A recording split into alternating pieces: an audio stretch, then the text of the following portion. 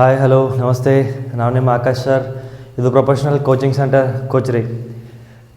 ದಿನನಿತ್ಯ ಹೊಸ ವಿಷಯವನ್ನು ನಿಮ್ಗೆ ಹೇಳಬೇಕು ಅಂತ ಅಂದ್ಕೊಂಡಿದ್ದೆ. ಲಾಸ್ಟ್ ಕ್ಲಾಸ್ ಹೇಳಬೇಕಂತ ಏನೋ ಒಂದು ಹೊಸ ವಿಷಯ ಹೇಳಬೇಕು ಅಂತ ನಿಮಗೆ ಹೇಳಿದ್ದೆ. ಅದು ಏನಪ್ಪ ಅಂತಂದರೆ ಕರೆಂಟ್ ಅಫೇರ್ಸ್ ಬಗ್ಗೆ ನಿಮ್ಮೊಂದಿಷ್ಟು ವಿಷಯಗಳನ್ನು ಹೇಳಬೇಕು ಅಂತ ನಾನಿಲ್ಲಿ ಅಂದರೆ ಒಂದಿಷ್ಟು ವಿಚಾರ ಯಾವುದಾದ್ರೂ ಒಂದು 2-3 ಕರೆಂಟ್ ಅಫೇರ್ಸ್ಗಳನ್ನ ನಿಮಗೆ ಇಲ್ಲಿ ಹೇಳಬೇಕು ಅಂತ ಅಂದ್ಕೊಂಡಿದ್ದೀನಿ. ಏನಪ್ಪ ಅಂತಂದರೆ ಮೊದಲನೇದು,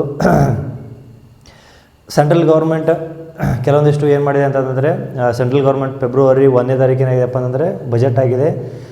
ಮತ್ತು ಅದೇ ರೀತಿಯಾಗಿ ಮೊನ್ನೆ 6ನೇ ತಾರೀಕು ಕೂಡ ನಮ್ಮ ಸ್ಟೇಟ್ ಗೌರ್ಮೆಂಟ್ ಬಜೆಟ್ ಕೂಡ ಆಗಿದೆ. ಹಾಗಾಗಿ ಎರಡೂ ಬಜೆಟ್ಗಳನ್ನು ನಾವು ಕಂಪ್ಯಾರಿಸನ್ ಮಾಡಿದಾಗ ಅದರಲ್ಲಿ ಆಗುವಂಥ ಕೆಲವೊಂದಿಷ್ಟು ವಿಚಾರಗಳನ್ನು ನಾವು ಇಲ್ಲಿ ಕಂಪೇರ್ ಮಾಡಬೇಕಾಗುತ್ತೆ. ಇಂಪಾರ್ಟೆಂಟ್ ಏನಪ್ಪ ಅಂತಂದರೆ ಇಲ್ಲಿ ಫೆಬ್ರವರಿ 1ನೇ ತಾರೀಕನ್ನೇ ಯಾಕೆ ಚೂಸ್ ಮಾಡ್ಕೊಂಡಿದ್ದಾರೆ ಅಂತಂದರೆ ಅದು ಭಾಳಷ್ಟು ಇಂಪಾರ್ಟೆಂಟ್ ಆಗಿರ್ತದೆ. ಹಾಗಾಗಿ 1ನೇ ತಾರೀಕು ಸೆಂಟ್ರಲ್ ಗೌರ್ಮೆಂಟ್ ಫೆಬ್ರವರಿ 1st, ಅದು ಸಂಡೇ ಇರಲಿ ಮಂಡೇ ಇರಲಿ ಏನೇ ಇದ್ದರೂ ಕೂಡ ಫೆಬ್ರವರಿ 1ನೇ ತಾರೀಕಿನ ಆಗ್ತದೆ ಅಂದರೆ ಬಜೆಟ್ ಮಂಡೇನೇ ಆಗ್ತದೆ. ಅದೇ ರೀತಿಯಾಗಿ ಸೆಂಟ್ರಲ್ ಗೌರ್ಮೆಂಟ್ದು ಸ್ಟೇಟ್ ಗೌರ್ಮೆಂಟ್ದು ಕೂಡ ಮೊನ್ನೆ ಏನಾಯ್ತಪ್ಪ ಅಂದರೆ 6ನೇ ತಾರೀಕು ಮಾರ್ಚ್ 6ನೇ ತಾರೀಕು ಏನಾಯ್ತಪ್ಪ ಅಂದರೆ ಬಜೆಟ್ ಆಯಿತು. ಹಾಗಾಗಿ ಆ ಬಜೆಟನ್ನು ಸ್ವಲ್ಪ ಸ್ಟಡಿ ಮಾಡಬೇಕಾಗ್ತದೆ. ಯಾಕಂತಂದರೆ ಕೆಲವೊಂದಿಷ್ಟು ವಿಭಾಗಗಳಿಗೆ ಎಷ್ಟು ಹಂಚಿಕೆ ಆಗಿದೆ, ಯಾವ ರೀತಿಯಂಥ ಇನ್ಕಮ್ ಟ್ಯಾಕ್ಸ್ಗಳಿರ್ಬೋದು, ಅದೇ ರೀತಿಯಾಗಿ GSTಯಲ್ಲಿ ಬದಲಾವಣೆಗಳಿರ್ಬೋದು, ಮತ್ತು ಕೆಲವೊಂದಿಷ್ಟು ವಿಚಾರಗಳನ್ನು ಎಜುಕೇಷನ್ಗಿರ್ಬೋದು, ಅದೇ ಕೃಷಿಗಿರ್ಬೋದು, ಮತ್ತು ಬೇರೆ ಬೇರೆ ವಿಚಾರಕ್ಕೆ ಎಷ್ಟು ಫಂಡಿಂಗ್ ಆಗಿದೆ ಅನ್ನೋದು ಕೂಡ ಭಾಳಷ್ಟು ಇಂಪಾರ್ಟೆಂಟ್ ಆಗಿರ್ತದೆ. ಇದು ಒಂದು ವಿಚಾರ. ಆದರೆ ಎರಡನೇ ವಿಚಾರ ಏನಪ್ಪ ಅಂತಂದರೆ ಏನಂತಂದರೆ ಅಮೇರಿಕಾ, ಇರಾನ್ ಮತ್ತು ಇಸ್ರೇಲ್ಗಳು ಏನು ಮಾಡಿದೆ ಅಂದರೆ ಯುದ್ಧ ಸ್ಟಾರ್ಟ್ ಆಗಿ ಇವತ್ತಿಗೆ 15ನೇ ದಿನ ಇರೋದ್ರಿಂದ 15 ದಿನಕ್ಕೆ ಏನಾಗಿದೆಪ್ಪ ಅಂದರೆ ಆದಷ್ಟು ಕಂಪ್ಲೀಟ್ ಆಗುವಂಥ ಸಿಚುವೇಶನ್ಗೆ ಬಂದಿರೋದ್ರಿಂದ ಇನ್ನೂ ಕೂಡ ಅದು ಮುಗಿಯುವಂಥ ರೀತಿ ಕಾಣ್ತಾ ಇಲ್ಲ. ಹಾಗಾಗಿ ಗಲ್ಫ್ ಆಫ್ ಮನ್ನಾರಲ್ಲಿ ಏನಾಗಿದೆ ಅಂದರೆ ಸ್ವಲ್ಪ ಈ ತೈಲಗಳ ಒಂದು ಮಾರಾಟದಲ್ಲಿ ತೈಲದ ಕಚ್ಚಾ ತೈಲವನ್ನು ಸಾಗಿಸುವಂಥ ಹಡಗುಗಳಿಗೆ ಭಾಳಷ್ಟು ಪ್ರಾಬ್ಲಮ್ ಆಗ್ತಾಯಿದೆ. ಹಾಗಾಗಿ ಆ ಗಲ್ಫ್ ಆಫ್ ಮನ್ನಾರ್ ಅಂತ ಪಾಯಿಂಟ್ ಇದೆಯಲ್ಲ, ಅದು ಭಾಳಷ್ಟು ಇಂಪಾರ್ಟೆಂಟ್ ಆಯ್ತು ಕರೆಂಟ್ ಅಫೇರ್ಸ್. ಯಾಕಂದರೆ ಈ ಪ್ರೆಸೆಂಟ್ ಕರೆಂಟಾಗಿ ಇರುವಂಥ ಸಿಚುವೇಶನ್ ಇರುವಂಥ ಯಾವುದಾದ್ರೂ ಒಂದು ಪಾಯಿಂಟನ್ನು ಏನು ಮಾಡ್ತಾರೆ ಅಂದರೆ ಅಲ್ಲಿ ತೆಗೆದುವಂಥದ್ದು. ಹಾಗಾಗಿ ಗಲ್ಫ್ ಆಫ್ ಮನ್ನಾರ್ ಎಲ್ಲಿದೆಪ್ಪ ಅಂದರೆ ಅದು ಇರಾನ್ ಮತ್ತು ಸೌದಿ ಅರೇಬಿಯಾ ಅಥವಾ UAE ಹತ್ರ ಏನಿದೆ ಅಂತಂದರೆ ಇರಾನ್, ಅತಿ ಮುಖ್ಯವಾಗಿ ಇರಾನ್ ಏನು ಮಾಡ್ತಾರೆ ಅದರ ಮೇಲೆ ನಿಗಾ ವಹಿಸುವಂಥ ಒಂದು ಬಂದರ ಆಗಿರೋದ್ರಿಂದ ಅಥವಾ ಆ ಒಂದು ಪ್ಲೇಸ್ ಆಗಿರೋದ್ರಿಂದ ಹಡಗುಗಳ ಸಂಚಾರಕ್ಕೆ ಬೇಕಾದ ಸಮುದ್ರ ಮಾರ್ಗ ಅಂತ ನಾವಿಲ್ಲಿ ಕೂಡ ಏನು ಮಾಡ್ಬೋದು ಅದನ್ನು ಹೇಳ್ಬೋದು. ಹಾಗಾಗಿ ಆ ಗಲ್ಫ್ ಆಫ್ ಮನ್ನಾರ್ ಭಾಳಷ್ಟು ಇಂಪಾರ್ಟೆಂಟ್ ಆಗಿರ್ತದೆ. ಅದು ಇರಾನ್ಗೆ ಸಂಬಂಧಪಟ್ಟಂತಹ ಅದಕ್ಕೆ ಲ್ಯಾಂಡ್ಗೆ ಸಂಬಂಧಪಟ್ಟಂಥ ಅಂದರೆ ಒಂದು ನಿಯರೆಸ್ಟ್ ಇರುವಂಥದ್ದು ಒಂದು ಸಮುದ್ರ ಆಗಿರೋದ್ರಿಂದ ಅದು ಭಾಳಷ್ಟು ಇಂಪಾರ್ಟೆಂಟ್ ಆಗಿರುತ್ತೆ. ಅದ್ರ ಜೊತೆಗೆ ಭಾರತಕ್ಕೆ ಸಂಬಂಧಪಟ್ಟದೇನಪ್ಪ ಅಂತಂದರೆ ಮುಂಬರುವ ದಿನಗಳಲ್ಲಿ ಗ್ಯಾಸ್ ಬೆಲೆ ಕೂಡ ಜಾಸ್ತಿ ಆಗುವಂಥ ಚಾನ್ಸಸ್ ಇದೆ. ಮತ್ತು ಅದ್ರ ಜೊತೆಗೆ ಪೆಟ್ರೋಲ್ ಮತ್ತು ಡೀಸೆಲ್ ಬೆಲೆ ಕೂಡ ಜಾಸ್ತಿ ಆಗುವಂಥ ಚಾನ್ಸ್ ಇದೆ. ಯಾಕಪ್ಪ ಅಂತಂದರೆ ಮಿಡಲ್ ಈಸ್ಟ್ ಏನು ವಾರ್ ಆಗ್ತಾ ಇದೆಯಲ್ಲ, ಆ ವಾರ್ಗೋಸ್ಕರ ಏನಾಗ್ತದೆ ಅಂದರೆ ನಾವಿಲ್ಲಿ ಭಾಳಷ್ಟು ಸಫರ್ ಆಗುವಂಥ ಚಾನ್ಸಸ್ ಮುಂದೆ ಬರಬಹುದು. ಆದರೂ ಕೂಡ ನಮ್ಮ ಭಾರತದಲ್ಲಿ ಒಂದು 70 ಡೇಸ್ 45 to 60 ಡೇಸ್ ಆಗುವಷ್ಟುವರೆಗೂ ನಮಗೆ ಏನಪ್ಪ ಅಂದರೆ ನ್ಯಾಚುರಲ್ ಗ್ಯಾಸ್ ಇರ್ಬೋದು ಮತ್ತು ಪೆಟ್ರೋಲ್ ಡೀಸೆಲ್ ನಮ್ಮಲ್ಲಿ ಸ್ಟೋರ್ ಮಾಡುವಂಥ ಕೆಪಾಸಿಟಿ ನಮ್ಮಲ್ಲಿ ಇರೋದ್ರಿಂದ ಅಲ್ಲಿವರೆಗೂ ಯುದ್ಧ ರನ್ನಿಂಗ್ ಆದರೂ ಕೂಡ ಏನು ತೊಂದರೆ ಆಗೋದಿಲ್ಲ. ಹಾಗಾಗಿ ಅದು ಸ್ವಲ್ಪ ಗೊತ್ತಿರಬೇಕಾದಂಥ ವಿಚಾರ. ಹಾಗಾಗಿ ಮುಂದೆ ಬರುವಂಥ ಮತ್ತೆ ಬೇರೆ ಬೇರೆ ವಿಚಾರಗಳನ್ನು ಮತ್ತು ಬೇರೆ ಬೇರೆ ಕರೆಂಟ್ ಅಫೇರ್ಸ್ಗಳನ್ನ ನಿಮಗೆ ಹೇಳ್ತಾ ನಾನು ಕ್ಲಾಸನ್ನು ಸ್ಟಾರ್ಟ್ ಮಾಡ್ತೇನೆ. ಹಾಗಾಗಿ ಕರೆಂಟ್ ಅಫೇರ್ಸ್ ಬಗ್ಗೆ ಸ್ವಲ್ಪ ಜಾಸ್ತಿ ಏನು ಮಾಡಪ್ಪ ಅಂತಂದರೆ ನ್ಯೂಸ್ ಪೇಪರ್ಗಳನ್ನು ಜಾಸ್ತಿ ಓದಿ, ಮತ್ತು ಯೂಟ್ಯೂಬ್ನಲ್ಲಿ ಸಿಕ್ಕಾಪಟ್ಟೆ ಕರೆಂಟ್ ಅಫೇರ್ಸ್ ಬಗ್ಗೆ ಏನಿದೆಪ್ಪ ಅಂತಂದರೆ ಕ್ಲಾಸಸ್ಗಳಿದ್ದಾವೆ, ಅವನು ಕೂಡ ನೋಡ್ಬೋದು. ಮಂತ್ಲಿ ಮ್ಯಾಗ್ಝಿನ್ಸನ್ನು ಓದಬೇಕಾಗ್ತದೆ. ಅದಾದ ನಂತರದಲ್ಲಿ ನ್ಯೂಸನ್ನು ಜಾಸ್ತಿ ಸ್ವಲ್ಪ ನೋಡಿ. ಯಾಕಂದರೆ ಈ ಮೂವಿ, ಇನ್ಸ್ಟಾಗ್ರಾಮು ಸ್ವಲ್ಪ ಅವಾಯ್ಡ್ ಮಾಡಿ ನ್ಯೂಸನ್ನು ಜಾಸ್ತಿ ನೋಡಿ. ಅದರಿಂದ ಕೂಡ ಏನಾಗುತ್ತೆ ಅಂದರೆ ಕರೆಂಟ್ ಅಫೇರ್ಸ್ಗೆ ಭಾಳಷ್ಟು ಅನುಕೂಲ ಆಗುವಂಥ ಒಂದಿಷ್ಟು ವಿಚಾರಗಳನ್ನ ನಾವು ನೋಡ್ತಾ ಇದ್ದೀವಿ. ಹಾಗಾಗಿ ಕರೆಂಟ್ ಅಫೇರ್ಸ್ಗೋಸ್ಕರನೇ ಅಂತಂದು ಏನು ಮಾಡ್ತೇನೆ ಅಂತಂದರೆ ಮತ್ತೆ ಯಾವಾಗಾದರೂ ಕೂಡ ಏನು ಮಾಡ್ತೇವೆ ಒಂದು ಫುಲ್ ಕ್ಲಾಸನ್ನು ಏನು ಮಾಡ್ತೇನೆ ಅಂದರೆ ಕರೆಂಟ್ ಅಫೇರ್ಸನ್ನು ತೆಗೆದಿರ್ತೀನಿ.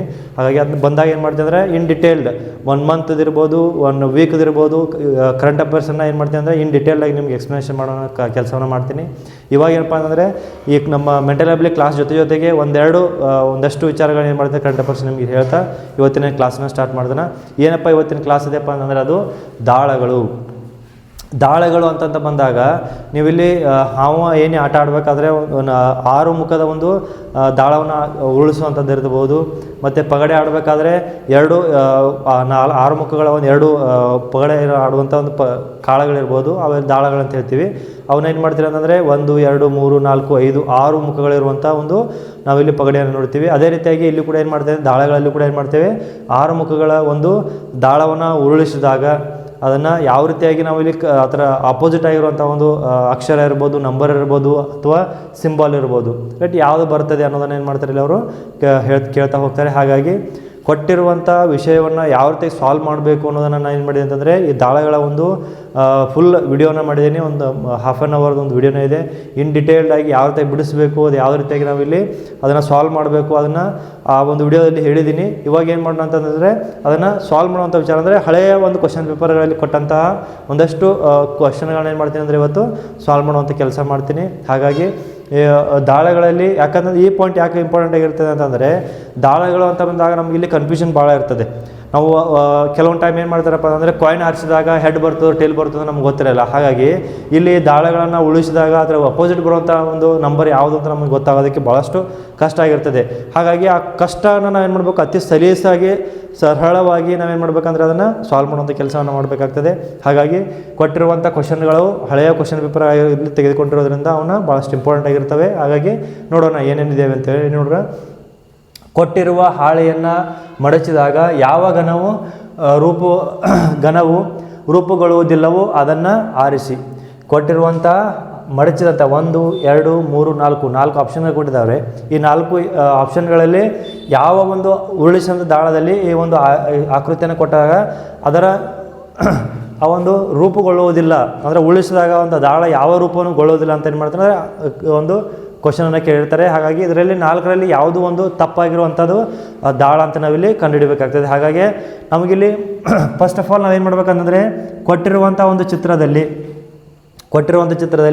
ಅಪೋಸಿಟ್ ಬರುವಂಥದ್ದು ಅದರ ಪಕ್ಕದಲ್ಲಿ ಬರುವಂತಹ ಯಾವ್ಯಾವ ದಾಳಗಳ ಒಂದು ಚಿಹ್ನೆಗಳು ಇರ್ಬೋದು, ನಂಬರ್ ಇರ್ಬೋದು, ಅಥವಾ ಆಲ್ಫಾಬೆಟ್ ಇರ್ಬೋದು, ಅಕ್ಷರಗಳಿರ್ಬೋದು, ಅವನ್ನ ಗುರುತಿಸೋದ್ರಲ್ಲಿ ನಮಗಿಲ್ಲಿ ಸರಳವಾದಲ್ಲಿ ನಾವೇನು ಮಾಡ್ತೀವಿ ಅಂತಂದರೆ ಅದನ್ನು ಅತಿ ಸಲೀಸಾಗಿ ಏನು ಮಾಡ್ಬೋದು, ಸಾಲ್ವ್ ಮಾಡ್ಬೋದು. ರೈಟ್. ಮೊದಲನೇದೇನಪ್ಪ ಅಂತಂದರೆ ಅದು ಪ್ಲಸ್ ಆ್ಯಂಡ್ ಡಿವೈಡೆಡ್ ಬೈ ಅಂತೇನು ಮಾಡ್ತೀವಿ ನಾವಿಲ್ಲಿ, ಅದು ಅಪೋಸಿಟ್ ಬರುವಂಥದ್ದು. ರೈಟ್. ಪ್ಲಸ್ ಬಾಜುಗೆ ಏನಾಗ್ತದೆ ಅಂತಂದರೆ ಅದು ಮೈನಸ್ ಬರ್ತದೆ. ಪ್ಲಸ್ ಮತ್ತೆ ಒಂದು ಸೈಡ್ ಏನು ಬರ್ತದೆ ಅಂದರೆ 0 ಬರ್ತದೆ, ಇನ್ನೊಂದು ಸೈಡ್ ಏನು ಬರ್ತದೆ ಆ್ಯಟ್ ಬರ್ತದೆ. ಅಪೋಸಿಟ್ ಯಾವ್ದು ಬರ್ತದೆ, 0ರ ಅಪೋಸಿಟ್ ಯಾವ್ದು ಬರ್ತದೆ ಆ್ಯಟ್ ಬರ್ತದೆ. ಮೈನಸ್ನ ಅಪೋಸಿಟ್ ಯಾವ್ದು ಬರ್ತದೆ ಅಂತಂದರೆ ಅದು ಸಿಂಬಲ್ ಬರುವಂಥದ್ದು.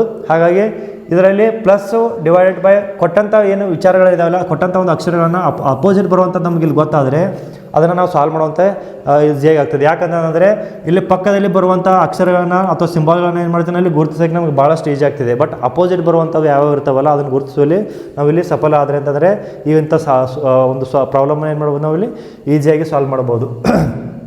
ರೈಟ್. ಇಲ್ಲಿ ನೋಡಿ ಪ್ಲಸ್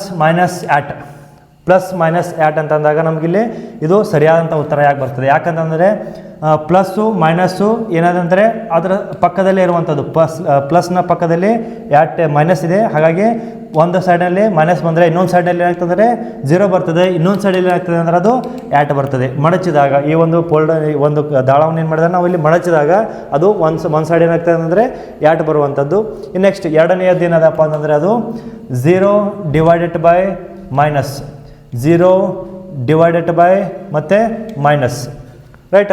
ಇಲ್ಲಿ ನಾವು ನೋಡೋದಾದರೆ ಅದರ ಪಕ್ಕದಲ್ಲಿ ಡಿವೈಡೆಡ್ ಬೈ ಪಕ್ಕದಲ್ಲಿ ಮೈನಸ್ ಇದೆ, ಈ ಒಂದು ಡಿವೈಡೆಡ್ ಬೈ ಪಕ್ಕದಲ್ಲಿ 0 ಬರ್ತದೆ. ಯಾಕೆ 0 ಬರ್ತದೆ ಅಂತಂದರೆ ಈ ಪ್ಲಸ್ನ ಅಪೋಸಿಟ್ ಆಗಿ ಬರುವಂಥದ್ದು ಯಾವುದು ಡಿವೈಡೆಡ್ ಬೈ. ಹಾಗಾಗಿ ಈ ಡಿವೈಡೆಡ್ ಬೈ ಪಕ್ಕದಲ್ಲಿ ಏನಾಗ್ತದೆ ಅಂದರೆ ಅದು 0 ಬರ್ತದೆ, ಅದು ಸರಿಯಾಗಿರುವಂಥದ್ದು. ರೈಟ್.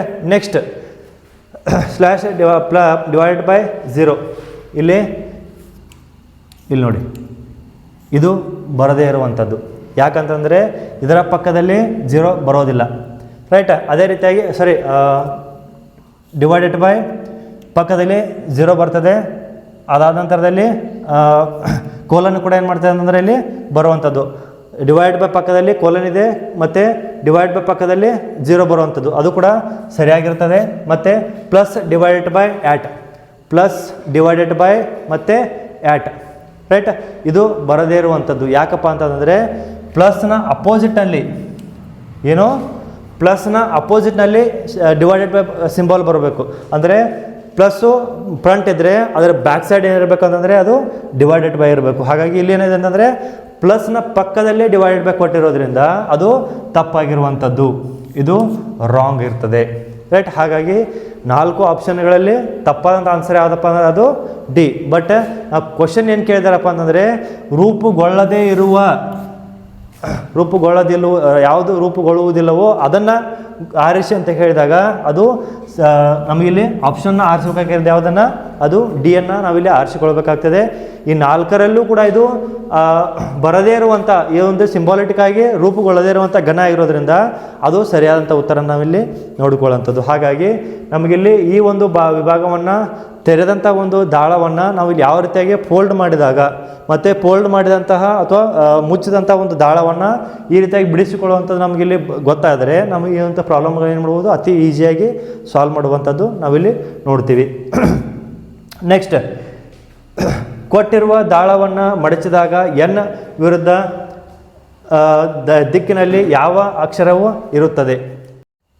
ಓಕೆ, ಎರಡನೇ ಕ್ವಶನ್ ಏನಪ್ಪ ಅಂದರೆ, ಕೊಟ್ಟಿರುವ ದಾಳವನ್ನು ಮಡಚಿದಾಗ ಎನ್ನ ವಿರುದ್ಧ ದಿಕ್ಕಿನಲ್ಲಿ ಯಾವ ಅಕ್ಷರವು ಇರುತ್ತದೆ? ಎನ್ನ ವಿರುದ್ಧ ದಿಕ್ಕಿನಲ್ಲಿ, ರೈಟ್. ನಾವಿಲ್ಲಿ ಸಿಂಪಲ್ಲಾಗಿ ಈ ರೀತಿಯಾಗಿ ಬಿಡಿಸೋದ್ರಿಂದ ನಮಗೇನಾಗ್ತದೆ ಅಂದರೆ ಅದು ಸಾಲ್ವ್ ಆಗ್ತದೆ. H J I N ಮತ್ತು P R ಹಾಕಿದ್ದಾಗ ಪಿನ ವಿರುದ್ಧ ದಿಕ್ಕಿನಲ್ಲಿ ಆರ್ ಬರ್ತದೆ, ಎಚ್ನ ವಿರುದ್ಧ ದಿಕ್ಕಿನಲ್ಲಿ ಐ ಬರ್ತದೆ, ಜೆನ ವಿರುದ್ಧ ದಿಕ್ಕಿನಲ್ಲಿ ಎನ್ ಬರ್ತದೆ, ರೈಟ್. ಹಾಗಿದ್ದಾಗ ನಮಗೆ ಕ್ವಶನ್ ಕೇಳಿದರೆ, ಕೊಟ್ಟಿರುವ ದಾಳವನ್ನು ಮಡಚಿದಾಗ ಎನ್ನ ವಿರುದ್ಧ ದಿಕ್ಕಿನಲ್ಲಿ ಯಾವ ಅಕ್ಷರವು ಇರುತ್ತದೆ? ಎನ್ನ ವಿರುದ್ಧ ದಿಕ್ಕಿನಲ್ಲಿ ಕೊಟ್ಟಿರುವಂಥ ಏನೋ ಒಂದು ದಾಳ ಇದೆಯಲ್ಲ, ಬಿಚ್ಚಿದಂಥ ದಾಳ, ಇದು ಕ್ಲೋಸ್ ಮಾಡಿದಂಥ ದಾಳ ಅಲ್ಲ, ಬಿಚ್ಚಿದಂಥ ದಾಳದಲ್ಲಿ ಈ ಎನ್ನ ವಿರುದ್ಧ ದಿಕ್ಕಿನಲ್ಲಿ ಬರುವಂತಹ ಅಕ್ಷರ ಯಾವುದು ಅಂತಂದಾಗ ನಮಗಿಲ್ಲಿ ಎನ್ನ ವಿರುದ್ಧ ದಿಕ್ಕಿನಲ್ಲಿ ಕಂಡು ಬರುವಂಥದ್ದು ಯಾವುದು? ಜೆ ಆಗಿರ್ತದೆ. ಹಾಗಾಗಿ ಇದರಲ್ಲಿ ಸರಿಯಾದಂಥ ಉತ್ತರ ಸಿ ಆಗಿರ್ತದೆ. ಮತ್ತು ಎಚ್ನ ವಿರುದ್ಧ ದಿಕ್ಕಿನಲ್ಲಿ ಐ ಬರ್ತದೆ, ಪಿನ ವಿರುದ್ಧ ದಿಕ್ಕಿನಲ್ಲಿ ಆರ್ ಬರುವಂಥದ್ದು, ರೈಟ್. ಹಾಗಾಗಿ ಈ ಒಂದು ಮಡಚಿದ ದಾಳ ಮತ್ತು ಬಿಚ್ಚಿದ ದಾಳದಲ್ಲಿ ಭಾಳಷ್ಟು ಇಂಪಾರ್ಟೆಂಟಾಗಿ, ಒಂದು ಮಡಚಿದ ದಾಳ ಅಂತಂದಾಗ ಅದನ್ನು ನಾವು ಬಿಚ್ಚಿ ಓಪನ್ ಆಗಿ ಬರೆದುಕೊಂಡ್ರೆ ನಮಗೆ ಅದನ್ನು ಪ್ರಾಬ್ಲಮ್ನ ಸಾಲ್ವ್ ಮಾಡೋದಕ್ಕೆ ಭಾಳಷ್ಟು ಈಸಿ ಆಗ್ತದೆ. ಈ ಒಂದು ಮಡಿಸಿದಂಥ ದಾಳವನ್ನು ಬಿಚ್ಚೋದನ್ನು ಒಂದು ಏನು ಮಾಡಿದ್ದೀನಿ ಅಂತಂದರೆ, ಹಳೆಯ ಒಂದು ವಿಡಿಯೋದಲ್ಲಿ ಎಲ್ಲ ಇನ್ ಡೀಟೇಲ್ಡಾಗಿ ನಿಮ್ಗೆ ಎಕ್ಸ್ಪ್ಲನೇಷನ್ ಮಾಡಿದ್ದೀನಿ. ಅದೊಂದು ಸ್ವಲ್ಪ ನೋಡಿ. ಮುಂಬರುವಂಥ ಮತ್ತೆ ಎಕ್ಸಾಂಪಲ್ಗಳನ್ನು ಯಾವ ಅಂತ ನಾವಿಲ್ಲಿ ನೋಡೋಣ. ಓಕೆ, ಇನ್ನೆರಡು ಎಕ್ಸಾಂಪಲ್ನ ಇಲ್ಲಿ ಬರೆದಿದ್ದೀನಿ. ಸಿಂಪಲ್ ಆಗಿರುವಂಥ ಎಕ್ಸಾಂಪಲ್ಗಳನ್ನು ಯಾವ ರೀತಿಯಾಗಿ ಬಿಡಿಸಬೇಕು ಅನ್ನೋದನ್ನು ನೋಡೋಣ. ಮೊದಲೇ ಕ್ವಶನ್ ಏನಿದೆ ಅಂತ ನಾವು ಓದೋದಾದರೆ, ಒಂದೇ ದಾಳದ 3 ವಿಭಿನ್ನ ಸ್ಥಾನಗಳನ್ನು 1 2 3 3 ವಿಭಿನ್ನ ಸ್ಥಾನಗಳನ್ನು ಏನು ಮಾಡಿದೆ ಅಂತಂದರೆ ಇಲ್ಲಿ ಕೊಟ್ಟಿರುವಂಥದ್ದು. ಅದರಲ್ಲಿ 4 ತೋರಿಸಿರುವ ಮುಖದ ಎದುರು ಮುಖದ ಸಂಖ್ಯೆಯನ್ನು ಹುಡುಕಿ. ಅಂದರೆ ಇಲ್ಲಿ 4 ಇದೆಯಲ್ಲ, ಈ 4ರ ಎದುರಿನ ಸಂಖ್ಯೆ ಅಂದರೆ ಅದರ ಅಪೋಸಿಟ್ ಸಂಖ್ಯೆ ಯಾವುದು ಅಂತ ಏನು ಮಾಡಿದ್ದಾರೆ ಅಂತಂದರೆ ಕ್ವಶನನ್ನು ಕೇಳಿದ್ದಾರೆ. ಹಾಗಿದ್ದಾಗ ನಾವೇನು ಮಾಡಬೇಕಂತಂದರೆ, ಮೊದಲ 3 ಏನೋ ದಾಳಗಳೇನು ವಿಭಿನ್ನ ಸ್ಥಾನಗಳನ್ನೇನು ಕೊಟ್ಟಿದ್ದಾರಲ್ಲ, ಅದನ್ನು ಯಾವ ರೀತಿ ಕೊಟ್ಟಿದ್ದಾರೆ ಅಂತ ನಾವಿಲ್ಲಿ ನೋಡೋದಾದರೆ, ಮೊದಲು 4 3 2 4 1 6 4 6 3 ರೈಟ್. ಕೊಟ್ಟಿರುವಂಥ ಸಂಖ್ಯೆಯನ್ನು ನಾವಿಲ್ಲಿ ಗಮನ ಇಟ್ಟು ನೋಡಿದಾಗ 4ರ ಪಕ್ಕದಲ್ಲಿರುವಂಥ ಸಂಖ್ಯೆಗಳು ಯಾವುವು ಅಂತ ನಾವಿಲ್ಲಿ ಕಂಡುಹಿಡಿಯೋದಾದರೆ ಯಾವುದಪ್ಪ ಅಂದರೆ ಅದು 3 2 1 6 ಮತ್ತು ಕೊಟ್ಟಂಥವು ಎಲ್ಲವೂ ಕೂಡ ಏನಂತಂದರೆ 1 2 3 4 5 ಸಂಖ್ಯೆಗಳು ನಮಗಿಲ್ಲಿ 4ರ ಪಕ್ಕದಲ್ಲೇ ಬರುವಂಥದ್ದು. ಏನು 4ರ ಪಕ್ಕದಲ್ಲಿ ಅಂದರೆ ಅದಕ್ಕೆ ಸಮನಾಗಿರುವಂಥ ಅಂದರೆ ಅದರ ಈಗ ಫಾರ್ ಎಕ್ಸಾಂಪಲ್ ಅದನ್ನು ಬಿಡಿಸೋದಾದರೆ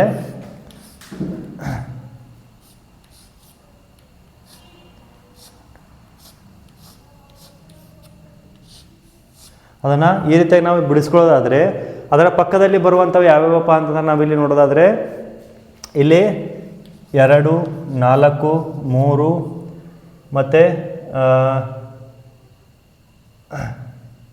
ಇಲ್ಲಿ 6 ಬರ್ತದೆ. ಅದಾದ ನಂತರದಲ್ಲಿ ಉಳಿದಂಥದ್ದು 1. ಹಾಗಿದ್ದಾಗ ನಾವಿಲ್ಲಿ ಕೊಟ್ಟಿರುವಂಥದ್ದು ಪಕ್ಕದಲ್ಲೇ ಬರುವಂಥ ಸಂಖ್ಯೆಗಳು ಯಾವುವು ಅಂತಂದಾಗ 4ರ ವಿರುದ್ಧ ಸಂಖ್ಯೆಯಲ್ಲಿ ನಾವು ಕಂಡುಹಿಡಿಯೋಕ್ಕಿಂತ ಮುಂಚೆ 4 3 2 4 1 6 3 4 6 ನಾವೇನು ಮಾಡಿದೆ ಅಂದರೆ ಅದರ ಪಕ್ಕದಲ್ಲಿ ಬರುವಂಥದ್ದು. ಇದನ್ನು ಫೋಲ್ಡ್ ಮಾಡಿದಾಗ 4ರ ಪಕ್ಕದಲ್ಲಿ 2 ಬರ್ತದೆ, 4ರ ಪಕ್ಕದಲ್ಲಿ 3 ಬರ್ತದೆ, 4ರ ಪಕ್ಕದಲ್ಲಿ 1 ಬರ್ತದೆ ಮತ್ತು 4ರ ಪಕ್ಕದಲ್ಲಿ 6 ಬರ್ತದೆ. ಉಳಿದಂಥದ್ದು ಯಾವುದಪ್ಪ ಅಂದರೆ ಅದು 5, ರೈಟ್. ಮಿಸ್ಸಿಂಗ್ ಸಂಖ್ಯೆ ಯಾವುದಲ್ಲಿ 5 1 2 3 4 5 6 ರೈಟ್. ಹಾಗಿದ್ದಾಗ 4ರ ವಿರುದ್ಧ ಸಂಖ್ಯೆಯಲ್ಲಿ ಬರುವಂಥದ್ದು ಯಾವುದು? 4ರ ವಿರುದ್ಧದಲ್ಲಿ 5 ಬರ್ತದೆ, 2ರ ವಿರುದ್ಧದ ಸಂಖ್ಯೆಯಲ್ಲಿ 6 ಬರ್ತದೆ, 3ರ ವಿರುದ್ಧ ಸಂಖ್ಯೆಯಲ್ಲಿ 1 ಬರ್ತದೆ. ಹಾಗಾಗಿ ಇಲ್ಲಿ ಎಲ್ಲವೂ ಪಕ್ಕದಲ್ಲಿ ಇರೋದರಿಂದ ಮಿಸ್ಸಿಂಗ್ ಸಂಖ್ಯೆ ಯಾವುದಿದೆ ಅಲ್ಲಿ ಅದು 5 ಇದೆ. ಹಾಗಾಗಿ ಅದರ ವಿರುದ್ಧ ಸಂಖ್ಯೆ ಯಾವುದಾಗಿರ್ತದೆ ಅದು 5 ಆಗಿರುತ್ತದೆ. ಯಾಕಪ್ಪ ಅಂತಂದರೆ ಮೂರು ದಾಳಗಳಲ್ಲಿ 4 ಏನು ಮಾಡಿದರೆ ಕಾಮನ್ ಆಗಿ ಕೊಟ್ಟಿರ್ತಾರೆ. ಕಾಮನ್ ಆಗಿ ಅದರ ಪಕ್ಕದಲ್ಲಿ ಕೊಟ್ಟಿರುವಂಥದ್ದು ಎರಡು ಕೂಡ ಏನಾಯ್ತಂದರೆ ಇಲ್ಲಿ 3 6 ಇರ್ಬೋದು, 1 6 ಇರ್ಬೋದು, 3 2 ಇರ್ಬೋದು, ಇವೆಲ್ಲ ಅದರ ಪಕ್ಕದಲ್ಲೇ ಬರುವಂಥ ಸಂಖ್ಯೆಗಳನ್ನು ಕೊಟ್ಟಿರ್ತಾರೆ. ಹಾಗಾಗಿ ಅದರ ವಿರುದ್ಧದ ಸಂಖ್ಯೆಯನ್ನು ಇಲ್ಲಿ ಕೊಟ್ಟಿಲ್ಲ, ಹಾಗಾಗಿ ಅದರ ವಿರುದ್ಧ ಸಂಖ್ಯೆ ಆಗಿರ್ತದೆ ಇಲ್ಲಿ ಅದು 5 ಆಗಿರ್ತದೆ. ರೈಟ್. ನೆಕ್ಸ್ಟ್ 4ನೇ ಒಂದು ಕ್ವಶನ್ ನೋಡೋದಾದರೆ star, question mark, at, divided by ಮತ್ತು ಡಾಲರ್ ಒಂದು ಸಿಂಬಾಲ್ಗಳನ್ನು ಕೊಟ್ಟಿದ್ದಾರೆ. ಈ ಸಿಂಬಾಲ್ಗಳನ್ನು ಚಿಹ್ನೆಗಳೊಂದಿಗೆ ಒಂದೇ ದಾಳದ 2 ವಿಭಿನ್ನ ಸ್ಥಾನಗಳನ್ನು ತೋರಿಸಲಾಗಿದೆ. ಸ್ಟಾರ್ ತೋರಿಸಿರುವ ಮುಖದ ಎದುರು ಮುಖದ ಮೇಲಿರುವ ಚಿಹ್ನೆಯನ್ನು ಹುಡುಕಿ. ರೈಟ್. ಇಲ್ಲಿ ಕೊಟ್ಟಿರುವಂಥ ಎಷ್ಟು 1 2 3 4 5 ದಾಳಗಳನ್ನು ಕೊಟ್ಟಿದ್ದಾರೆ, 5 ಚಿಹ್ನೆಗಳನ್ನು ಕೊಟ್ಟಿದ್ದಾರೆ. 5 ಚಿಹ್ನೆಗಳಲ್ಲಿ ಎದರದ ಅದು ಸ್ಟಾರ್ನ ವಿರುದ್ಧ ಚಿಹ್ನೆ ಯಾವುದು ಅಂತೇಳಿ ಅವರು ಕೇಳಿದ್ದಾರೆ. ಹಾಗಾಗಿ 1 2 3 ಮತ್ತು ಇಲ್ಲಿ ಏನೇನಪ್ಪ ಅಂತಂದರೆ ಇನ್ನೊಂದು ಮಿಸ್ಸಿಂಗ್ ಆಗಿದೆ. ಏನಪ್ಪ ಅಂದರೆ ಅದು ಇನ್ಫಿನಿಟಿ ಅನ್ನೋ ಚಿಹ್ನೆ ಕೂಡ ಏನಾಗಿದೆ ಮಿಸ್ಸಿಂಗ್ ಆಗಿದೆ. 1 2 3 4 5 6 6 ಚಿಹ್ನೆಗಳನ್ನು ಕೊಟ್ಟಿದ್ದಾರೆ. ಈ 6 ಚಿಹ್ನೆಗಳಲ್ಲಿ ಇನ್ಫಿನಿಟಿ, ಸ್ಟಾರ್ ಮತ್ತು ಕ್ವಶನ್ ಮಾರ್ಕ್, ಆಟ್ ಕ್ವಶನ್ ಮಾರ್ಕ್ ಮತ್ತು ಇನ್ಫಿನಿಟಿ. ಇಲ್ಲಿ ಕ್ವಶನ್ ಮಾರ್ಕ್ ಏನಿದೆ ಅಂತಂದರೆ ನಮಗಿಲ್ಲಿ ಈ ಸ್ಟಾರ್ ವಿರುದ್ಧ ಸಂಖ್ಯೆ ಯಾವುದು ತೋರಿಸುವಂಥ ಸ್ಟಾರ್ ತೋರಿಸುವಂಥ ಮುಖದ ಎದುರು ಮುಖ ಯಾವುದು ಅಂತೇಳಿ ಅವರು ಅಂದರೆ ವಿರುದ್ಧ ಅಪೋಸಿಟ್ ಒಂದು ಸಿಂಬಾಲ್ ಯಾವುದು ಅಂತೇಳಿ ಅವರು ಕೇಳಿರುವಂಥದ್ದು. ರೈಟ್. ಇಲ್ಲಿ ಏನಾಗ್ತದೆ ಅಂದರೆ ನಾವಿಲ್ಲಿ ಸ್ಟಾರ್ ಮತ್ತು ಕ್ವಶನ್ ಮಾರ್ಕ್ ಆಟ್, ಸ್ಟಾರು ಕ್ವಶನ್ ಮಾರ್ಕ್ ಆ್ಯಟನ್ನು ನಾವಿಲ್ಲಿ ಹೊಳಿಸಿದಾಗ ಅಂದರೆ ನಾವು ಏನು ಮಾಡ್ತೀವಿ ಅಂದರೆ ಈ ರೀತಿ ಇರೋದನ್ನು ಏನು ಮಾಡ್ತೀವಿ, ಈ ರೀತಿ ಮಾಡಿದ ಏನಂತಂದರೆ ಇದು ಸ್ಟಾರ್ ಕ್ವಶನ್ ಮಾರ್ಕ್ ಇಲ್ಲೇ ಇದೆ, ಇಲ್ಲಿ ಇರುವಂಥ ಒಂದು ಆ್ಯಟ್ ಏನಿದೆ ಮೇಲ್ಗಡೆ ಬರ್ತದೆ, ಮತ್ತು ಈ ಒಂದು ಸ್ಟಾರ್ ಏನಂತೆ ಅಪೋಸಿಟ್ ಆಗ್ತದೆ. ಅಲ್ಲಿ ಮತ್ತೊಂದು ಏನಿದೆ ಅಂದರೆ ಅದು ಇನ್ಫಿನಿಟಿ ಅಂತ ಬರ್ತದೆ. ಅದನ್ನು ಯಾವ ರೀತಿ ಬಿಡಿಸ್ಬೇಕು ಅಂತ ನಾವು ಇಲ್ಲಿ ನೋಡೋದಾದರೆ ಬಿಡಿಸೋದನ್ನು ನೋಡೋದಾದರೆ ರೈಟ್. ಇಲ್ಲಿ ಸ್ಟಾರನ್ನು ಮೊದಲು ಬರ್ಕೊಂಡ್ಬಿಡ್ತೀನಿ. ಸ್ಟಾರನ್ನು ಮೊದಲು ಬರ್ಕೊಂಡ್ಬಿಡೋಣ. ರೈಟ್. ಅದಾದ ನಂತರದಲ್ಲಿ ಒಂದು ಕ್ವಶನ್ ಮಾರ್ಕನ್ನು ಬರಿತೀನಿ. ಅದಾದ ನಂತರದಲ್ಲಿ ಅದರ ಪಕ್ಕದಲ್ಲಿ ಬರುವಂಥದ್ದು ಯಾವುದು ಆ್ಯಟ್ ಅಂತ ಬರಿತೀನಿ. ಅದಾದ ನಂತರದಲ್ಲಿ ಉಳಿದಂಥವು ಯಾವ್ಯಾವ ಇದೆ ಅಂತಂದರೆ ಇಲ್ಲಿ ಡಿವೈಡೆಡ್ ಬೈಗನ್ನು ಕೊಟ್ಟಿಲ್ಲ, ಹಾಗಾಗಿ ಇಲ್ಲಿ ನಾವು ಅದನ್ನು ಅಪೋಸಿಟ್ ಮತ್ತೊಂದು ಯಾವುದು ಅಂತಂದರೆ ಆ್ಯಟ್ ಕ್ವಶನ್ ಮಾರ್ಕ್ ಪಕ್ಕದಲ್ಲಿ ಬರುವಂಥದ್ದು ಯಾವುದು ಅದು ಆ್ಯಟ್ ಇದೆ ಅಂತಂದರೆ ನಾವಿಲ್ಲಿ ಆ್ಯಟನ್ನು ಇಲ್ಲಿ ಬರ್ಕೋತೀವಿ. ಅದಾದ ನಂತರದಲ್ಲಿ ಇಲ್ಲಿ ಇನ್ಫಿನಿಟಿ ಬರ್ತದೆ. ಇನ್ನೊಂದು ಉಳಿದಿದ್ದು ಯಾವುದು ಅಂತಂದರೆ ಇಲ್ಲಿ ಡಿವೈಡೆಡ್ ಬೈ. ರೈಟ್. ಹಾಗಾಗಿ ಇಲ್ಲಿ ಆ್ಯಟ್ ಬಲ್ಲ ಡಾಲರ್ ಒಂದು ಮಿಸ್ಸಿಂಗ್ ಐತಲ್ಲ, ಆ ಡಾಲರ್ನ ಏನು ಮಾಡಿದೆ ಅಂತಂದರೆ ಇಲ್ಲಿ ಬರೆದಿದ್ದೀನಿ. ಇಲ್ಲಿ ಪಕ್ಕದಲ್ಲಿ ಸ್ಟಾರ್ನ ಪಕ್ಕದಲ್ಲಿ ಆ್ಯಟ್ ಇದೆ ಮತ್ತು ಕ್ವಶನ್ ಮಾರ್ಕ್ ಇದೆ. ಸ್ಟಾರ್ನ ಪಕ್ಕದಲ್ಲಿ ಆ್ಯಟ್ ಮತ್ತು ಕ್ವಶನ್ ಮಾರ್ಕ್ ಇದೆ. ಅದಾದ ನಂತರದಲ್ಲಿ ಇಲ್ಲಿ ಕ್ವಶನ್ ಮಾರ್ಕ್ನ ಪಕ್ಕದಲ್ಲಿ ಏನಿದೆಪ್ಪ ಅಂತಂದರೆ ಅದು ಇನ್ಫಿನಿಟಿ ಇದೆ. ಇನ್ನು ಉಳಿದಂಥ 2 ಯಾವಪ್ಪ ಅಂತಂದರೆ ಅದು ಡಿವೈಡೆಡ್ ಬೈ ಮತ್ತು ಡಾಲರ್ ಇರುವಂಥದ್ದು. ಹಾಗಾಗಿ ಇಲ್ಲಿ ಆ್ಯಟ್ನ ವಿರುದ್ಧ ದಿಕ್ಕದಲ್ಲಿ ಡಾಲರ್ ಬರ್ತದೆ, ಸ್ಟಾರ್ನ ವಿರುದ್ಧ ದಿಕ್ಕಿನಲ್ಲಿ ಇನ್ಫಿನಿಟಿ ಬರ್ತದೆ, ಮತ್ತು ಕ್ವಶನ್ ಮಾರ್ಕ್ನ ವಿರುದ್ಧ ದಿಕ್ಕಿನಲ್ಲಿ ಅದು ಡಿವೈಡೆಡ್ ಬೈ ಬರುವಂಥದ್ದು. ಹಾಗಾಗಿ ಇಲ್ಲಿ ಸ್ಟಾರ್ನ ವಿರುದ್ಧ ದಿಕ್ಕಿನಲ್ಲಿ ಯಾವುದು ಬರ್ತದೆ ಇನ್ಫಿನಿಟಿ ಅನ್ನುವಂಥ ಒಂದು ಸಿಂಬಾಲ್ ಏನಿದೆ ನಮಗೆ ಇಲ್ಲಿ ಬರುವಂಥದ್ದು. ಹಾಗಾಗಿ option B is the right answer. ಹಾಗಾಗಿ ಕೊಟ್ಟಿರುವಂಥ ಒಂದು ಕ್ವಶನಲ್ಲಿ ಸ್ಟಾರ್ ಅಂತ ಒಂದು ಏನು ಕೊಟ್ಟಿದ್ದಾರಲ್ಲ ಅದರ ವಿರುದ್ಧ ಒಂದು ಇರುವಂಥ ಒಂದು ಚಿಹ್ನೆ ಯಾವುದಪ್ಪ ಅಂದರೆ ಅದು ಇನ್ಫಿನಿಟಿ ಅಂತ ಏನು ಮಾಡ್ತೀವಿ ಇಲ್ಲಿ ಹೇಳುವಂಥದ್ದು. ರೈಟ್. ಹಾಗಾಗಿ ಕೊಟ್ಟಿರುವಂಥ ಕ್ವಶನ್ಗಳನ್ನು ಅದನ್ನು ನಾವು ಯಾವ ರೀತಿಯಾಗಿ ಇದನ್ನು ಬಿಡಿಸ್ಕೋಬೇಕು ಅಂದರೆ ಅದನ್ನು ಕೊಟ್ಟಿರೋ ದಾಳವನ್ನು ಯಾವ ರೀತಿ ಓಪನ್ ಮಾಡಬೇಕು ಅನ್ನೋದನ್ನು ನಮಗೆ ಇಲ್ಲಿ ಗೊತ್ತಿದ್ರೆ ನಾವು ಈ ರೀತಿಯಾದಂಥ ಒಂದು ಪ್ರಾಬ್ಲಮ್ಗಳನ್ನ ಅತಿ ಸರಳವಾಗಿ ಬರುವಂಥದ್ದು ನಾವು ನೋಡ್ಕೋತೀವಿ. ಓಕೆ. ಒಂದೇ ದಾಳ ಅಂದರೆ ಕ್ವಶನ್ ನೋಡೋಣ ಮೊದಲು.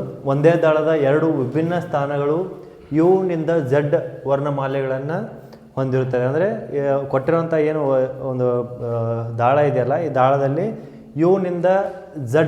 ಯುನಿಂದ ಝಡ್ ಅವರೆಗೂ ವರ್ಣಮಾಲೆಗಳನ್ನು ಹೊಂದಿರುವಂತೆ ತೋರಿಸಲಾಗಿದೆ. ಯು ತೋರಿಸಿರುವ ಮುಖದ ಎದುರು ಮುಖದ ಮೇಲಿರುವ ವರ್ಣಮಾಲೆಯನ್ನು ಹುಡುಕಿ ಅಂತ ನಾವಿಲ್ಲಿ ಕ್ವಶನ್ ಇದೆ. ಹಾಗಾದರೆ ಕೊಟ್ಟಂಥ ಒಂದು ಕ್ವಶನಲ್ಲಿ ಯುನ ಒಂದು ಮುಖ ಅಂದರೆ ಅದರ ವಿರುದ್ಧ ದಿಕ್ಕಿನಲ್ಲಿರುವಂಥ ಒಂದು ಸಂಖ್ಯೆ ಅದು ಅಕ್ಷರ ಯಾವುದು ಅಂತ ನಾವಿಲ್ಲಿ ನೋಡೋದಾದರೆ UZ ಫಿ ZX ಅಂತಂದ ಬಂದಾಗ ನಮಗಿಲ್ಲಿ ಕ್ವಶನನ್ನು ನೋಡೋದಾದರೆ ಮೊದಲು ಏನೇನಂದರೆ ಇಲ್ಲಿ ಯು ಝಡ್ ಫಿ ಏನಿದೆಯಲ್ಲ ಇವೇನು ಎರಡು ಕೂಡ ಏನೆಂದರೆ ಅದರ ಯುನ ಒಂದು ಪಕ್ಕದಲ್ಲಿರುವಂತಹ ಅಕ್ಷರಗಳು ಮತ್ತು ಝಡ್ ಮತ್ತು ಫಿ ಅದರ ಪಕ್ಕದಲ್ಲಿರುವಂತಹ ಒಂದು ಅಕ್ಷರಗಳನ್ನು ನಾವಿಲ್ಲಿ ನೋಡೋದಾದರೆ ಈ ಒಂದು ಏನು ಈ ಯು ಝಡ್ ಫಿ ಅದೆಲ್ಲ ಅದನ್ನೇನು ಮಾಡಿದೆ ಅಂದರೆ ಈ ರೀತಿಯಾಗಿ ಹೊಳಿಸಿದಾಗ ಅಲ್ಲಿ ಅದರ ಅಪೋಸಿಟ್ನಲ್ಲಿ ಬರುವಂಥದ್ದು ಯಾವುದಪ್ಪ ಅಂದರೆ ಅದು ಎಕ್ಸ್ ಆಗಿರ್ತದೆ. ಹಾಗಾಗಿ ನಿಮ್ಗೆ ಯಾವಾಗ ಅಂದರೆ ಈ ಹಿಂದಿನ ಒಂದು ಕ್ವಶನಲ್ಲಿ ಅಥವಾ ಒಂದು ಹಿಂದಿನ ಒಂದು ಪ್ರಾಬ್ಲಮಲ್ಲಿ ನಾವು ಸಾಲ್ವ್ ಮಾಡಿರುವಂಥ ಸೇಮ್ ಪ್ರಾಬ್ಲಮ್ ಇದೆ. ಹಾಗಾಗಿ ಅದನ್ನೇನು ಮಾಡೋದಂದರೆ ವಾಪಸ್ಸು ಬಿಡಿಸುವಂಥ ಅವಶ್ಯಕತೆ ಇಲ್ಲ ಅನ್ಕೋತೀನಿ. ಹಾಗಾಗಿ ಇಲ್ಲಿ ಸರಿಯಾದಂಥ ಉತ್ತರ ಯಾವುದಾಗಿರುತ್ತೆ ಅದು ಎಕ್ಸ್ ಆಗಿರ್ತದೆ. ರೈಟ್. ಹಾಗಾದಾಗ ಯುನಿಂದ ಝಡ್ ಅಂತ ನಾವಿಲ್ಲಿ ನೋಡ್ಕೊಳ್ಳೋದಾದರೆ ಅಂದರೆ ನಾವಿಲ್ಲಿ ಕ್ವಶನನ್ನು ನೋಡ್ಕೊಳ್ಬೇಕಾದ್ರೆ ನಾವಿಲ್ಲಿ ಒಂದೇ ರೀತಿಯಾದಂಥ ಕ್ವಶನ್ಗಳನ್ನು ಬರೋದಿಲ್ಲ ಇಲ್ಲಿ. ಯಾಕಪ್ಪ ಅಂತಂದರೆ ಅದು ಏದಿಂದ ಜಡ್ ಇರುವಂಥದ್ದು ಇರ್ಬೋದು, ಅಥವಾ ನಂಬರ್ಸ್ಗಳನ್ನು ಕೊಡುವಂಥದ್ದು ಇರ್ಬೋದು, ಅಥವಾ ಅಕ್ಷರಗಳನ್ನು ಕೊಡುವಂಥದ್ದು ಇರ್ಬೋದು, ಅಥವಾ ಈ ರೀತಿಯ ಸಿಂಬಾಲ್ಗಳನ್ನು ಕೊಡುವಂಥದ್ದು ಇರ್ಬೋದು, ಅಥವಾ ಅದರೊಳಗಡೆ ಕೆಲವೊಂದಿಷ್ಟು ಹೆಸರುಗಳನ್ನು ಅಥವಾ ಯಾವುದೋ ಒಂದು ಬಣ್ಣಗಳ ಹೆಸರುಗಳನ್ನು ಕೊಡುವಂಥದ್ದು ಇರ್ಬೋದು, ಅಥವಾ ಯಾವುದೋ ಒಂದು ವಸ್ತುವಿನ ಹೆಸರನ್ನು ಕೊಡುವಂಥದ್ದು ಇರ್ಬೋದು, ಅಥವಾ ಯಾವುದೋ ಒಂದು ಫ್ಲವರ್ ಹೂವಿನ ಹೆಸರನ್ನು ಕೊಡುವಂಥದ್ದು ಇರ್ಬೋದು. ಆ ರೀತಿಯಾದಂಥ ಒಂದು ಕ್ವಶನ್ಗಳನ್ನ ಏನು ಮಾಡ್ತಾರೆ ಅಂದರೆ ಇಲ್ಲಿ ಒಂದು ಈ ಒಂದು ದಾಳಗಳಲ್ಲಿ ಬರೆದಿರುವಂಥದ್ದು ಇಲ್ಲಿ ಹಂಗೆ ಯು ಫಿ ಇದೆಯಲ್ಲ ಅಲ್ಲಿ ಯಾವುದೋ ಒಂದು ಪಕ್ಷಿ ಹೆಸರು ಬರ್ತಾರೆ ಅಥವಾ ಬಣ್ಣದ ಹೆಸರನ್ನು ಕೂಡ ಕೊಟ್ಟಿರುವಂಥದ್ದು ಇರ್ತದೆ. ಹಾಗಾಗಿ ಅದರ ವಿರುದ್ಧ ದಿಕ್ಕಿನಲ್ಲಿ ಬರುವಂಥ ಒಂದು ಬಣ್ಣದ ಹೆಸರು, ಪಕ್ಷಿಯ ಹೆಸರು, ಅಥವಾ ಒಂದು ಅಕ್ಷರ ಇರ್ಬೋದು, ನಂಬರ್ ಇರ್ಬೋದು, ಸಿಂಬಲ್ ಇರ್ಬೋದು ಅಂತ ಕ್ವಶನನ್ನು ಇಲ್ಲಿ ಅವರು ಕೇಳಿರುವಂಥದ್ದು. ರೈಟ್. ಹಾಗಾಗಿ ಈ ಒಂದು ಕ್ವಶನಲ್ಲಿ ಏನು ಮಾಡ್ತಾರಪ್ಪ ಅಂದರೆ ಅದು ಎಕ್ಸ್ ಎ ಒಂದು ಆಪ್ಷನ್ ಇದೆ ಅಂತಂದರೆ ಅದು ಸರಿಯಾದಂಥದ್ದು. ಆದರೆ ಯುನ ವಿರುದ್ಧ ದಿಕ್ಕಿನಲ್ಲಿ ಬರುವಂಥದ್ದು ಯಾವುದು ಅದು ಎಕ್ಸ್ ಆಗಿರ್ತದೆ. ರೈಟ್. ನೆಕ್ಸ್ಟ್ ಒಂದೇ ದಾಳದ ಲಾಸ್ಟ್ ಕ್ವಶನ್ ಏನಪ್ಪ ಅಂತಂದರೆ ಒಂದೇ ದಾಳದ ಎರಡು ವಿಭಿನ್ನ ಸ್ಥಾನಗಳನ್ನ ಏನು ಮಾಡಿದ್ರೆ ಅವರು ಕೊಟ್ಟಿರುವಂಥದ್ದು ಸ್ಥಾನಗಳು ಸಿಂಬಾಲ್ಗಳನ್ನು ಕೊಟ್ಟು ಮತ್ತು ಚಿಹ್ನೆಗಳನ್ನು ಹೊಂದಿರುವಂತೆ ತೋರಿಸಲಾಗಿದೆ.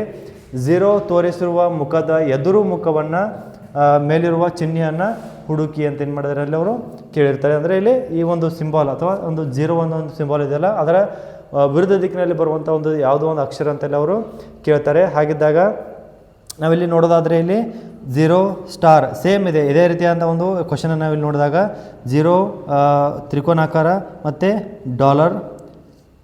ಡಾಲರ್ ತ್ರಿಕೋನಾಕಾರ ಮತ್ತು ಸ್ಟಾರ್. ರೈಟ್. ಹಾಗಿದ್ದಾಗ ಈ ಒಂದು 0ನ ವಿರುದ್ಧ ದಿಕ್ಕಿನಲ್ಲಿ ಬರುವಂಥದ್ದು ಯಾವುದು ಅಂತಂದರೆ ಅದು ಸ್ಟಾರ್ ಬರ್ತದೆ. ಹಾಗಾಗಿ ಇಲ್ಲಿ ಸರಿಯಾದಂಥ ಉತ್ತರ ಯಾವುದಾಗಿರ್ತದೆ ಅದು ಡಿ ಆಗಿರ್ತದೆ. ರೈಟ್. ಈ ರೀತಿಯಾದಂಥ ಕ್ವಶನ್ಗಳನ್ನ ನಾವಿಲ್ಲಿ ಪದೇ ಪದೇ ಬಿಡಿಸಿ ಅದನ್ನು ಸಾಲ್ವ್ ಮಾಡೋದನ್ನು ನಾವಿಲ್ಲಿ ಪ್ರಾಕ್ಟೀಸನ್ನು ಮಾಡೋದರಿಂದ ನಾವು ಈ ರೀತಿಯ ಕ್ವಶನ್ಗಳನ್ನ ನಮಗಿಲ್ಲಿ ಭಾಳಷ್ಟು ಈ ಸಲೀಸಾಗಿ ನಮಗೆ ಬರುವಂಥದ್ದು. ಹಾಗಾಗಿ ಅದನ್ನು ನಾವು ಇಲ್ಲಿ ಪ್ರಾಕ್ಟೀಸ್ ಮ್ಯಾನ್ ಪರ್ಫೆಕ್ಟ್ ಅಂತಾರಲ್ಲ ಹಾಗೆ ನಾವು ಎಷ್ಟು ಕ್ವಶನ್ ಪೇಪರ್ಗಳನ್ನ ಸಾಲ್ವ್ ಮಾಡ್ತಾ ಹೋಗ್ತೀವಿ, ಎಷ್ಟು ಹಳೆಯ ಒಂದು ವಿಷಯಗಳನ್ನ ಓದಂಥ ವಿಷಯಗಳನ್ನ ಎಷ್ಟು ಮೆಲುಕು ಹಾಕ್ತೀವಲ್ಲ ಅಷ್ಟೇನಾಗ್ತದಪ್ಪ ಅಂದ್ರೆ ನಮಗಿಲ್ಲಿ ಕ್ವಶನನ್ನು ಸಾಲ್ವ್ ಮಾಡೋದಕ್ಕಿರ್ಬೋದು ಅಥವಾ ನಮಗೆ ಎಕ್ಸಾಮಲ್ಲಿ ಟೈಮ್ ಸೇವ್ ಮಾಡೋದಕ್ಕಿರ್ಬೋದು ಅದು ಭಾಳಷ್ಟು ನಮಗೆ ಅನುಕೂಲವಾಗಿ ಮಾಡಿಕೊಡುವಂಥ ಒಂದು ಹವ್ಯಾಸ ಅಂತ ನಾವಿಲ್ಲಿ ಹೇಳ್ತಾ ಹೋಗ್ತೀನಿ. ಯಾಕಪ್ಪ ಹವ್ಯಾಸ ಅಂತ ಹೇಳ್ತೀನಿ ಅಂತಂದರೆ ನಾವಿಲ್ಲಿ ಯಾವಾಗಾದರೂ ನೀವು ಮೊಬೈಲನ್ನು ಯೂಸ್ ಮಾಡಬೇಕಾದ್ರೆ ನೀವು ಕಂಟಿನ್ಯೂಸ್ ಆಗಿ ನಿಮ್ಮ ಕೈಯಲ್ಲಿ ಯೂಸ್ ಮಾಡುವಂಥ ಮೊಬೈಲ್ ಏನು ಮಾಡ್ತೀರ ಚಾಟ್ ಮಾಡ್ತಾ ಇರ್ತೀರ. ಅದೇ ರೀತಿ ಚಾಟ್ ಮಾಡುವಂಥ ಒಂದು ಪ್ಯಾಡ್ ಇರ್ತದಲ್ಲ ಅದನ್ನು ಬೇರೆ ಕಡೆ ನೋಡಬೇಕಾದ್ರೂ ಕೂಡ same as it is type ಮಾಡ್ತಿರ್ತಾರಲ್ಲ ಅದು ಪ್ರಾಕ್ಟೀಸ್ ಮಾಡಿ ನೀವು ಟೈಪ್ ಮಾಡಿ ನಿಮಗೆ ಅದೇನಂದರೆ ಆ ಬೆರಳು ಅದೇ ಅಕ್ಷರಕ್ಕೆ ಹೋಗುವಂಥದ್ದು. ರೈಟ್. ಅದೇ ರೀತಿಯಾಗಿ ಏನು ಮಾಡ್ಬೇಕಂತಂದರೆ ಕ್ವಶನ್ಗಳನ್ನು ಎಷ್ಟು ನೀವು ಸಾಲ್ವ್ ಮಾಡ್ತಿರಲ್ಲ ಅಷ್ಟು ನಿಮ್ಗೆ ಏನಾಗ್ತದೆ ಅಂದರೆ ಎಕ್ಸಾಮ್ನಲ್ಲಿ ಏನಾಗ್ತದೆ ನಿಮಗೆ ಬಿಡಿಸೋದಕ್ಕೆ ಇರ್ಬೋದು, ಅದನ್ನು ಸಾಲ್ವ್ ಮಾಡೋಕ್ಕೆ ಇರ್ಬೋದು, ಆ ಕ್ವಶನನ್ನು ಮೊದಲು ಅರ್ಥ ಮಾಡ್ಕೊಳ್ಳೋದಕ್ಕೆ ನಿಮಗೆ ಇಲ್ಲಿ ಏನಾಗ್ತದೆ ಅಂದರೆ ಭಾಳಷ್ಟು ಸಲೀಸಾಗಿ ನಾವೇನು ಮಾಡ್ತೀವಿ ಅಂತಂದರೆ ಅದನ್ನು ತಿಳ್ಕೊಳ್ಳೋಕೆ ನಮಗೆ ಅವಕಾಶಗಳು ಸಿಗ್ತಾ ಹೋಗ್ತವೆ. ಹಾಗಾಗಿ ಎಷ್ಟು ನಾವು ಕ್ವಶನ್ಗಳನ್ನು ಸಾಲ್ವ್ ಮಾಡ್ತೀವಿ, ಹಳೆಯ ಒಂದು ಕ್ವಶನ್ ಪೇಪರ್ಗಳನ್ನ ಎಷ್ಟು ಸಾಲ್ವ್ ಮಾಡ್ತಾ ಹೋಗ್ತೀವಿ ಅಷ್ಟು ನಮಗಿಲ್ಲಿ ಅನುಕೂಲವಾಗಿ ಏನಾಗ್ತದೆ ಅಂದರೆ ಎಕ್ಸಾಮ್ ಸಲೀಸಾಗಿ ಹೋಗ್ತದೆ, ಟೈಮ್ ಸೇವ್ ಆಗ್ತದೆ, ಎಕ್ಸ್ಟ್ರಾ ಕ್ವಶನ್ಗಳನ್ನ ನಾವಿಲ್ಲಿ ಅಟೆಂಡ್ ಮಾಡೋದಕ್ಕೆ ನಮಗಿಲ್ಲಿ ಅತಿ ಹೆಚ್ಚಾಗಿ ನಮಗೆ ಬರುವಂಥದ್ದು. ಹಾಗಾಗಿ ಎಲ್ಲ ವಿದ್ಯಾರ್ಥಿಗಳು ಗಮನ ಇಟ್ಟು ಕೇಳಬೇಕಾಗಿರೋ ಅಂತಂದರೆ ಅದು ಹಳೆಯ ಕ್ವಶನ್ ಪೇಪರ್ಗಳನ್ನು ಅತಿ ಹೆಚ್ಚಾಗಿ ಸಾಲ್ವ್ ಮಾಡಿ ಮತ್ತು ಕರೆಂಟ್ ಅಫೇರ್ಸ್ಗೆ ಮತ್ತು ಇರುವಂಥ ಉಳಿದಂಥ ಎಲ್ಲ ಒಂದು ಮೆಂಟಲ್ ಅಬಿಲಿಟಿ ಮತ್ತು ಮ್ಯಾಥಮೆಟಿಕ್ಸ್ ಅಷ್ಟೇ ಇಲ್ಲಿ ಸಬ್ಜೆಕ್ಟ್ ಅಲ್ಲ, ಅದನ್ನು ಬಿಟ್ಟು ಕೂಡ ಬಹಳಷ್ಟು ಓದೋದು ಇರುತ್ತದೆ. ಹಾಗಾಗಿ ಅಲ್ಲಿ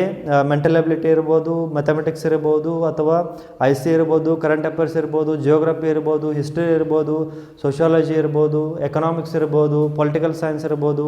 ರೈಟ್. ಅದಾದ ನಂತರದಲ್ಲಿ ಸೈನ್ಸ್ ವಿಭಾಗಕ್ಕೆ ಬಂದಾಗ 3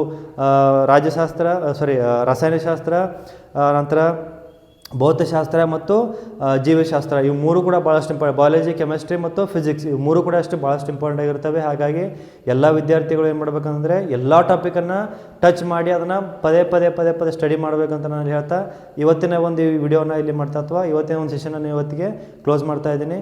ಧನ್ಯವಾದಗಳು.